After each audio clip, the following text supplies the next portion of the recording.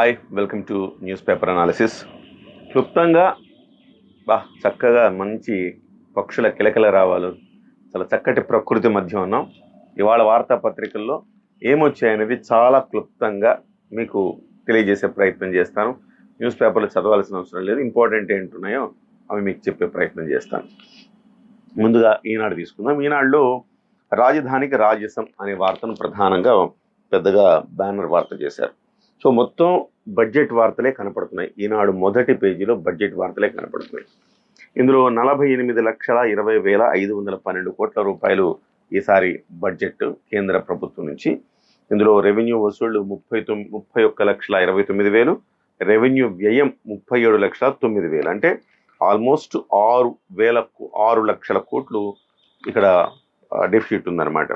మూలధన వసూళ్లు 16,91,000, మూలధన వ్యయం 11,11,000. ఇక్కడ ఒక 5 లక్షల మిగులు ఉంది. సో ఓవరాల్గా ఒక రకంగా చెప్పాలంటే దీన్ని బ్యాలెన్స్ చేశారని చెప్పాలి. సో అమరావతి నిర్మాణానికి 15,000 కోట్లు ఇవ్వటం అనేది ఇవాళ దేశం మొత్తం ఆకర్షించే అంశం.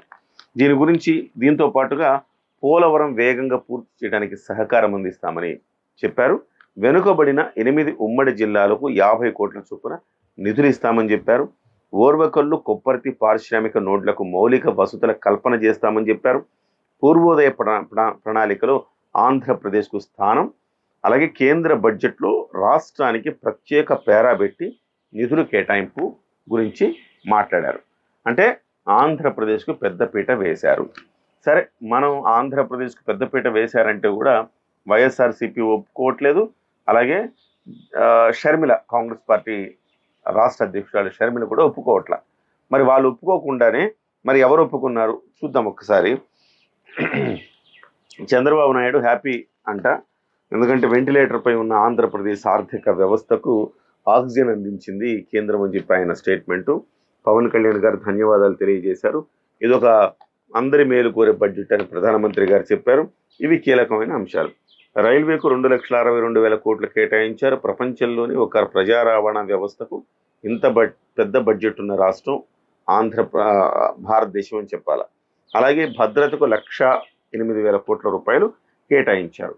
ఇకపోతే కొత్త పన్ను పాత పన్ను విధానం గత నుంచి ఉంది కదా, కొత్త పన్నుకు సంబంధించి 17,500 రూపాయలు రాయితీ ఇచ్చారు కొత్త పన్ను విధానంలో. తద్వారా అంటే ప్రామాణిక స్టాండర్డ్ డిడక్షన్స్లో 50,000 నుంచి 75,000 తగ్గింపులు ఇవ్వటం జరిగింది. తద్వారా 17,500 రూపాయలు లబ్ధి వేతన జీవులకి, అంటే ఎంప్లాయీస్కి ఉంటుంది. పాత పన్ను విధానం అయితే యథాతథం.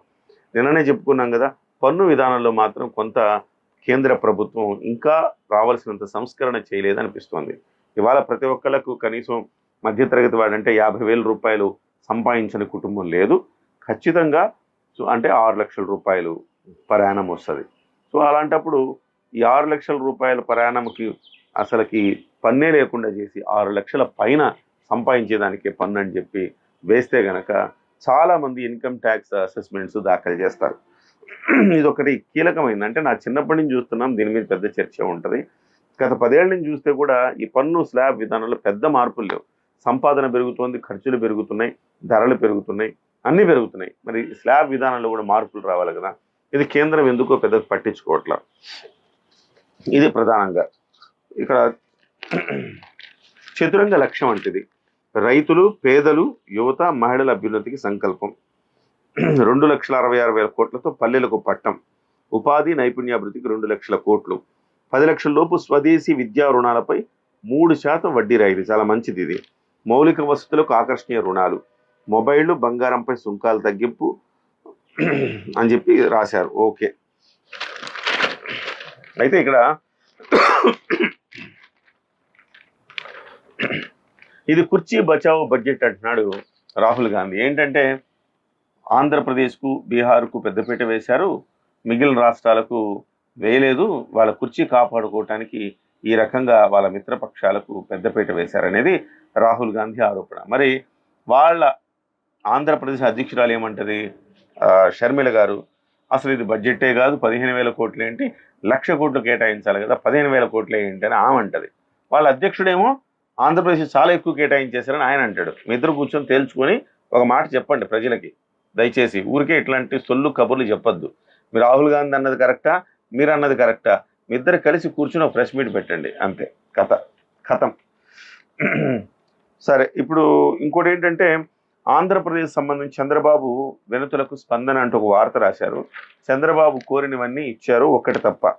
దుగ్గరాజపట్నం పోర్టు అభివృద్ధిని కూడా చేయాలి అని అడిగాడు, చంద్రబాబు నాయుడు గారు అడిగారు. అయితే దానికి సంబంధించి మాత్రం ప్రస్తావన చేయలేదు ఈ బడ్జెట్లో. మిగతా అన్నిటి గురించి చేశారని చెప్తున్నారు. మొత్తం 7 అంశాలు అడిగితే 6 అంశాల మీద చేశారట.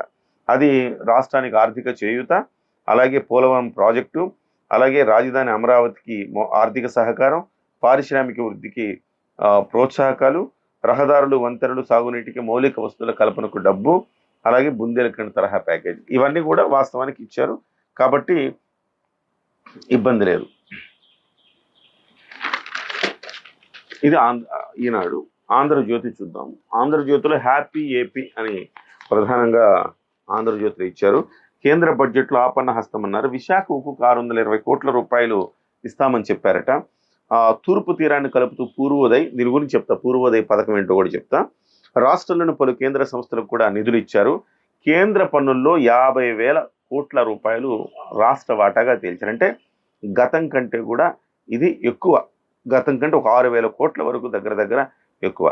సో నిర్మలా సీతారామన్ ప్రత్యేకంగా ప్రెస్ మీట్ పెట్టారు. మాదే బాధ్యత, రాజధాని నిర్మాణానికి కేంద్రం కట్టుబడి ఉంది, ప్రపంచ బ్యాంకు రుణం తీసుకుంటాం, ఏపీ ఎంత వాటా భరించగలదో చూస్తాం, దానిని కూడా గ్రాంట్గా ఇవ్వడంపై నిర్ణయం తీసుకుంటాం, పోలవరం ప్రాజెక్టు ఖర్చంతా మాదే, ఆర్థిక మంత్రి నిర్మల. ఇంకోటి యువమిత్ర అంటూ ఒక వార్త ప్రధానంగా హైలైట్ చేశారు. అంటే యువత నైపుణ్యాభివృద్ధికి, వాళ్ళ ఉద్యోగ కల్పనకు పెద్దపీట వేశారని, ఇది చాలా కీలకమైన అంశం. పోలీసుల అదుపులో పెద్దిరెడ్డి అనుచరుడు రైస్ మిల్ మాధవరెడ్డి అట. ఇతను ఈ మదనపల్లిలో సబ్ కలెక్టర్ కార్యాలయంలో మొత్తం దగ్ధం కావడానికి రీజన్స్ ఎదుగుతున్నారు. ఇతను ఒకడు దొరికాడు, తీగలాగితే డొంక కదులుతుందని పోలీసులు భావిస్తున్నారు. మొత్తం రావాల్సిన అవసరం కూడా ఉంది. నీట్ రద్దు అక్కర్లేదు, 1-2 చోట్లే ప్రశ్నపత్రం లీక్ అయింది కాబట్టి అక్కడ నీటు రద్దు చేయాల్సిన అవసరం లేదని చెప్పేసి సుప్రీంకోర్టు తీర్పు ఇచ్చింది. ఆ అంశాన్ని ప్రధానంగా ఇక్కడ ప్రస్తావించారు. వైనాట్ ప్రతిపక్ష నేత హోదా అంట జగన్మోహన్ రెడ్డి గారు, అయ్యా వెళ్ళి అసెంబ్లీకి వెళ్ళి ప్రజా సమస్యల మీద మాట్లాడవయ్యా అంటే ఆడు రషీద్ని చంపేసి నేను పోను అసెంబ్లీకి అంటాడు. చిన్నపిల్లలు మనకు తెలుసు కదా, చిన్నపిల్లలు ఏం చేస్తారు, అరే స్కూల్కి వెళ్ళరా అంటే నాకు ఆ చాక్లెట్ కొని అందుకు స్కూల్కి వెళ్ళను, లేకపోతే వాడు తిట్టాడు నన్ను అందుకు స్కూల్కి వెళ్ళను, ఇట్లేవో కారణాలు చెప్తారుగా. అంటే ముద్దు పిల్లలు. అట్లా మన జగన్ అన్న కూడా అట్లానే రషీద్ని చంపేశారు కాబట్టి నేను వెళ్ళను, అసెంబ్లీకి వెళ్ళను, నేను మాట్లాడను అంటున్నాడు. బాయ్కాట్ చేశాడట. పైగా ఢిల్లీకి వెళ్తాడట, ఇవాళ ఢిల్లీకి వెళ్ళి ధర్నా అట. అది కూడా కాక ఏమంటున్నాడు, ప్రతిపక్ష నేత హోదా మీరు ఇవ్వకపోతే ఏంటని హైకోర్టును ఆశ్రయించాడు, నాకు ప్రతిపక్ష హోదా కావాలని. జనము నిన్ను కాళ్ళు ఎరక్కుంటూ కూర్చోబెడితే 11 సీట్లే ఇచ్చారు, సిగ్గుపోతుంది. నువ్వు వెళ్ళి కనీసం జనం తరపున ఇప్పటికైనా మాట్లాడాలిగా, జనం సమస్యలను ప్రస్తావించాలిగా. తుఫాన్ వచ్చింది, అనేక మందికి పంట నష్టం జరిగింది, చాలా చోట్ల ఇబ్బందులు వచ్చాయి, చాలా చోట్ల వాగులు పొంగాయి, వరదలు వచ్చాయి. వీటిన్నిటి గురించి మాట్లాడాలిగా అసెంబ్లీలో. మాట్లాడకుండా పారిపోయావేంటి ఢిల్లీకి? సో అట్లాంటప్పుడు నీకు ప్రతిపక్ష హోదా ఎందుకయ్యా? అదొకటి. సరే, ఇది ప్రధానంగా ఆంధ్రజ్యోతిలో వచ్చిన వార్త. సాక్షిలో చూస్తే నిరుద్యోగంపై చిరుద్యోగ బాణం అంటూ వార్త రాశారు, బ్యానర్ వార్త. అంటే ఉద్యోగులకు, యువతకు పెద్దపీట వేశారనేది వీళ్ళ ఉద్దేశం. యువత నైపుణ్యాభివృద్ధిని గణన చేయడం, వాళ్ళకి ఉద్యోగ కల్పన చేయడం అనేది ప్రధానమైన అంశంగా వీళ్ళు ఇక్కడ రాశారు. సో మంచిగా పాజిటివ్గానే రాశారు. పాజిటివ్గా రాయకపోతే ఏం చేస్తారు? మోదీ అంటే ఉత్సాహ మా జగనన్నకి, మరి పాజిటివ్గా రాయకపోతే ముడ్డు మీద కొడతాడని భయం, కాబట్టి పాజిటివ్గానే రాస్తాడు. సో కాకపోతే ఎక్కడ నెగిటివ్ రాస్తాడంటే రాష్ట్రానికి ఏం రాలేదు అంటాడు. చూద్దాం ఏం చేశాడు. దార్శనిక బడ్జెట్ అంటున్నాడు మోదీ, ఇది అప్పే అయినా ఉపయోగం అంటున్నాడు చంద్రబాబు అని రాశారు. అమరావతి 15,000 కోట్లపై సీఎం చంద్రబాబు, 30 ఏళ్ల తర్వాత తీర్చేది కాబట్టి ఇబ్బంది ఉండదు. కేంద్ర బడ్జెట్తో రాష్ట్రానికి అన్ని విధాల తోడ్పాటు, మా ప్రతిపాదనలో చాలా వరకు ఆమోదం, నిధుల ప్రస్తావన లేనప్పటికీ పోలవరం పూర్తి చేస్తామన్నారు అని చంద్రబాబు చెప్పినట్టుగా చెప్పారు. బీహార్కు కేటాయింపులు, ఏపీకి అప్పులు, అంతా ప్రచార హడావిడి, రాష్ట్రాన్ని కొనుగోలే ప్రయోజనం ఏమీ లేదు వైఎస్ఆర్సీపీ. జీవనాడికి జీరో, పోలవరంకి జీరో అంటారు, రైల్వే జోన్కు మళ్ళీ మొండి చెయ్యి, భూముల రీసర్వే కేంద్రం చేయి అంటూ ఈ రాసుకొచ్చారు. అంటే రాజధాని వివిధ డెవలప్మెంట్ ఏజెన్సీల ద్వారా ప్రత్యేక మద్దతు. ఈ ఆర్థిక సంవత్సరంలో ఏజెన్సీల ద్వారా 15,000 కోట్ల ఏర్పాటు. ఈ 15,000 కోట్లతో పాటు భవిష్యత్తులో ఇప్పించేది అప్పుగానే అని కేంద్రం చెప్పినట్టుగా చెప్తున్నారు. బడ్జెట్లో రాజధాని పేరుతో పైసా కేటాయించలేదు. వెనుకబడిన జిల్లాలకు సాయం మాట మాత్రమే, కేటాయింపులు లేవు. గిరిజన సెంట్రల్ వర్సిటీలకు శూన్యం. పెట్రోలియం వర్సిటీకి 168 కోట్లు. రాష్ట్ర పునర్విభజన చట్టంలోని అంశాలకు కూడా కట్టుబడి ఉన్నామంటూ ముక్తాయింపు. ఇది సో దేశం దృష్టికి ఆటవిక పాలన తీసుకెళ్తాడట. నేడు ఢిల్లీలో ధర్నాట. అసలు రాష్ట్రంలో గత 5 ఏళ్లుగా జరిగిన ఆటవిక పాలన మీద కూడా ఒక రిపోర్టు జగన్మోహన్ రెడ్డి గారు కేంద్రానికి ఇవ్వాల్సిన అవసరం ఉంది, ఢిల్లీ మీడియాకు కూడా ఇవ్వాల్సిన అవసరం ఉంది. గత 5 ఏళ్లుగా మీరు ఎంత అరాచకంగా పరిపాలన చేశారు. డ్రైవర్ని, ఒక దళిత వ్యక్తిని చంపి వాళ్ళ ఇంట్లో డోర్ డెలివరీ ఇచ్చిన నాయకుడికి మీరు ఎమ్మెల్సీ ఇచ్చారు. పైగా వాడికి బయటకు వచ్చేటప్పుడు వాడికి గండ పేరు ఉండాలి తొడిగి వాడికి భయంకరమైన ఆహ్వానాలు కూడా పలికారు. శిరోమండనం చేసిన వ్యక్తికి మీరు టికెట్ ఇచ్చి పోటీ చేయించారు. అలాగే అతను ఎవరు మాస్క్ అడిగినందుకు సుధాకర్ని చంపేశారు. సో మీ హయాంలో సజీవ దహనం జరిగింది 14 ఏళ్ల బాలుడు. సో ఇంత భయంకరమైన మీ హయాంలో జరిగితే మీరు ఇన్ని చేస్తే వాటన్నిటి మీద కూడా ఒక శ్వేతపత్రం, ఒక మీ ఆటవిక పాలన మీద ఒకటి ఇస్తే సో అది చూసి కేంద్రం ఎవరిది ఆటవిక పాలన అనేది డిసైడ్ చేస్తుంది. ఇది ప్రధానంగా వచ్చిన అంశాలు. సో మిగతా చిన్న చిన్న అంశాలు ఉన్నాయి కానీ బట్ ప్రాధాన్యత అయితే ఇవే. ఇక్కడ మనం చెప్పుకోవాల్సింది ఏంటంటే ఇంతకీ రాజధానికి సంబంధించి అప్ప గ్రాంట, ఇది ప్రధానమైన చర్చ నిన్నటి నుంచి జరుగుతూ ఉంది. వాస్తవానికి రాజధానికి సంబంధించి ఇచ్చింది వరల్డ్ బ్యాంకు నుంచి ఇచ్చారు. వరల్డ్ బ్యాంక్ నుంచి ఇస్తే 15,000 కోట్లు అప్పుగానే ఇచ్చారు వరల్డ్ బ్యాంకు నుంచి. అయితే నిర్మలా సీతారామన్ గారు ప్రత్యేకమైన ప్రెస్ మీట్ పెట్టి కొన్ని అంశాలు ప్రధానంగా ఆమె చెప్పారు. ఏంటంటే ఒకటి, మేము ఇస్తున్నాం, ఇది రాష్ట్ర ప్రభుత్వం చెల్లించగలుగుతుందా అంటే ప్రస్తుతం చెల్లించే పరిస్థితిలో లేదు. వాళ్ళు చెల్లించకపోతే మేమే చెల్లిస్తాం, అది బాధ్యత కేంద్ర ప్రభుత్వానిది అని చెప్పింది. ఇది నోట్ చేసుకోవాలి. సో రాష్ట్రం ఖచ్చితంగా చెల్లించే పరిస్థితులు లేదు కదా. సో కాబట్టి ఇకపోతే పోలవరానికి నిధులు కేటాయించామని, నిధులు కేటాయించకపోయినా మొత్తం బాధ్యత మాదే, త్వరితగతిన పూర్తి చేస్తామని చెప్పారు. అలాగే వెనుకబడిన జిల్లాలకు ప్యాకేజ్ ఇచ్చారు. ఇన్ని ఇచ్చినప్పుడు అంటే వెంటనే వీళ్ళందరూ కూడా దృష్టి, వైఎస్ఆర్సీపీ వీళ్ళ దృష్టి ఏంటంటే ఇది కేవలం అప్పుగానే ఎందుకు ఇచ్చారు అని. అప్పుగా కాదు, అవసరమైతే రాష్ట్ర ప్రభుత్వ వాటా కూడా మేమే వేస్తామని చెప్పి కేంద్రం చెప్పింది. కేంద్ర ప్రభుత్వం తెచ్చింది అప్పుగానే, రాష్ట్రానికి ఇస్తున్నప్పుడు ఓకే, ఒక అన్న ఉంటాడు, తమ్ముడికి ఎక్కడి నుంచో ₹1,00,000 అప్పు ఇప్పిస్తాడు. అప్పు ఇప్పించి తమ్ముడు చెల్లించే పరిస్థితుల్లో లేడు కదా తిరిగి అప్పు అన్నప్పుడు వరల్డ్ బ్యాంక్ ఏమడుగుతుంది, ఎవరు తీరుస్తారంటే బాధ్యత నాదే, మా తమ్ముడు అంటే వేరేవాడు అప్పు ఇచ్చినోడు అడుగుతాడు అన్నని, నువ్వు 1,00,000 అడుగుతున్నావు కదా తమ్ముడు కోసం, మరి ఎవరు చెల్లిస్తారంటే బాధ్యత నాదే, మా తమ్ముడు చెల్లించినా చెల్లించకపోయినా నేను చెల్లిస్తా, కాకపోతే మా తమ్ముడికైతే మా తమ్ముడు పేరు మీద నీ దగ్గర అప్పు తీసుకుంటా, మా తమ్ముడు చెల్లించగలిగే పరిస్థితి ఉంటే అంత డెవలప్ అయితే వాడు చెల్లిస్తాడు, లేకపోతే ఆ 1,00,000 నేనే ఇచ్చేస్తా అని చెప్పి కేంద్రం చెప్పింది. సో ఇది రాష్ట్రానికి మేలు చేసే అంశమా కాదా? సో అప్పుగా ఇచ్చేసారని మనం భయపడాలా, లేదు కేంద్రం బాధ్యత తీసుకొని మనకి ఇచ్చిందని మనం సంతోషపడాలా, ఒకసారి ఆలోచించాలా. సో అలాగే బీహార్కు కేటాయింపులు చేశారు అని ఏడుస్తున్నారు. బీహార్ కేటాయింపులు చేయడం కాదు, అది 26,000 కోట్లు బీహార్కి రాష్ట్ర నేషనల్ హైవేస్కి ఇచ్చారు. 26,000 కోట్లు ఇస్తే వాళ్ళకి అందులో 20,000 కోట్లు కేవలం నేషనల్ హైవేస్. నేషనల్ హైవేస్ ఎవరి బాధ్యత? కేంద్రం బాధ్యతే కదా. సో ఆ రకంగా కేంద్రం ఆ రాష్ట్రంలో రోడ్లు వేయడానికి కేటాయించింది డబ్బు. అది ఒక రకంగా రాష్ట్ర అభివృద్ధికి తోడ్పడుతుంది. అట్లని చెప్పేసి అది కేవలం వాళ్ళకి ఉన్న బడ్జెట్లో వాళ్ళు ఇచ్చారు. సో దాన్ని చూపించి అట్లా అంతకు మించి మనకి ఇచ్చారు సహాయం. బీహార్కి మించి ఆంధ్రప్రదేశ్ సహాయం చేశారు. వెనకబడిన జిల్లాలకు ఇచ్చారు, రకరకాల రూపాల్లో మనకి ఇచ్చారు. పారిశ్రామిక వాడల్ని డెవలప్ చేస్తాను, రకరకాలు ఉన్నాయి, అన్ని మంచి పరిణామాలే. పూర్వోదయ పథకం ఉంది. పూర్వోదయ పథకం అంటే ఏంటి? బీహారు, జార్ఖండ్, పశ్చిమ బెంగాల్, ఒరిస్సా, ఆంధ్రప్రదేశ్, ఈ 5 రాష్ట్రాలు తూర్పు అభిముఖంగా ఉండే 5 రాష్ట్రాలను అభివృద్ధి చేయాలి, సాంస్కృతిక పర్యాటకాన్ని అభివృద్ధి చేయాలనే లక్ష్యంతో పూర్వోదయ పథకాన్ని, ఒక పథకాన్ని కేంద్ర ప్రభుత్వం ప్రకటించింది. అందులో ఆంధ్రప్రదేశ్ని చేర్చింది. తద్వారా ఆంధ్రప్రదేశ్లో దేవాలయాలు, పుణ్యక్షేత్రాలు, పర్యాటక ప్రాంతాలు పూర్తి స్థాయిలో అభివృద్ధి చేసే బాధ్యత కేంద్రం తీసుకుంటోంది. తద్వారా రాష్ట్రానికి పర్యాటకం పెరుగుతుంది, ఆదాయం పెరుగుతుంది. సో సంపద సృష్టి జరుగుతుంది. ఇది ఒక మంచి పథకం. ఇది కూడా కేంద్రం ఆంధ్రప్రదేశ్ని చేర్చడం అనేది శుభ పరిణామం.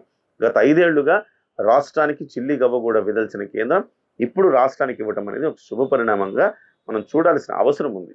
అయితే ఇక్కడ Andhra Pradesh happy, AP happy, Chandrababu happy, AP ప్రజలు హ్యాపీ, అలాగే పవన్ కళ్యాణ్ గారు హ్యాపీ, అందరు హ్యాపీ. కానీ ఎవ్వరు అన్హ్యాపీ అంటే జగన్మోహన్ రెడ్డి అన్హ్యాపీ. జగన్మోహన్ రెడ్డికి ఇంత ఇచ్చేసిందని బాధ. నేనున్నప్పుడు ఏమి పీకలేకపోయాను, 22 మంది ఎంపీలు నా దగ్గర ఉన్నారు, అలాగే రాజ్యసభ కలుపుకుంటే 30 మంది పైగా ఉన్నారు, మరి ఏమి పీకలేకపోయాను. ఇవాళ ఆంధ్రప్రదేశ్కి కేంద్రం నిధులు ఇచ్చింది, ఈ మంచి పేరు వచ్చిందని ఆయనకు బాధ, కుళ్ళు. సో దానికి కుతంత్రంతో వ్యవహరిస్తున్నారు. ఇకపోతే నేను చెప్పాను కదా, షర్మిల రాహుల్ గాంధీ కలిసి కూర్చొని మాట్లాడుకోవాలా. ఇక 3వ సెక్టర్ ఉంది. అది తెలంగాణలో ఉన్న ఒక కుహన మేధావి వర్గం. అందులో జర్నలిస్టులే ప్రధానంగా ఉంటారు. కొంతమంది జర్నలిస్టులు ఏడ్చేస్తున్నారు బాగా. ఏమంటే ఆంధ్రప్రదేశ్కి ఇచ్చారు, మాకు తెలంగాణకి ఏమి ఇవ్వలేదని.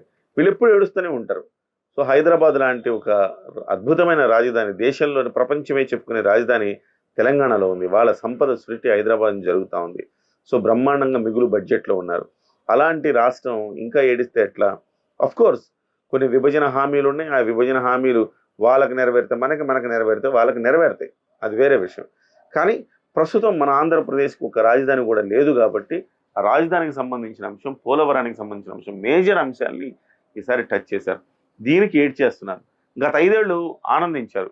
జగన్ అనే ఒక అరాచకుడు ఉన్నాడు, వాడి వల్ల రాష్ట్రం సంకనాగిపోతుంది ఆంధ్రప్రదేశ్ అని ఒక రకంగా మహేష్ బాబు సినిమాలో సూర్యలాగా, విలన్ సూర్య ఎట్లయితే శాడిజం తోటి ఆనందిస్తుంటాడో ఆ రకంగా కొంతమంది కుహనా మేధావులు ఆనందించారు.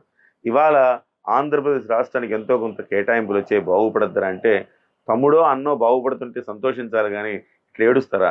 తెలంగాణ ప్రజలు చాలా సహృదయులు, చాలా ఓపెన్ హార్టెడ్ ఉంటారు. నిజంగా కుళ్ళు కుతంత్రం అనేది ఉండదు. చాలా మంచివాళ్ళు, దిల్దారు ఉంటారు అనమాట. కానీ అక్కడ ఉండే కొంతమంది కుహనా మేధావుల గురించి మాత్రమే నేను చెప్తున్నా. వాళ్ళందరిలో నా ఫ్రెండ్స్ ఉన్నారు, మా జర్నలిస్టులు ఉన్నారు, కొంతమంది ఉన్నారు. వాళ్ళు ఏడిస్తస్తున్నారు. జగన్ అనే అరాచకుడు ఉంటే నాశనం అయితే తెలంగాణకు అందరు వలసెళ్ళి తెలంగాణ అభివృద్ధి చెందుతుందని వాళ్ళ ఆలోచన. సో ఒక నాశనం అయ్యి మనం అభివృద్ధి చెందాలనే ఆలోచన కరెక్ట్ కాదు కదా.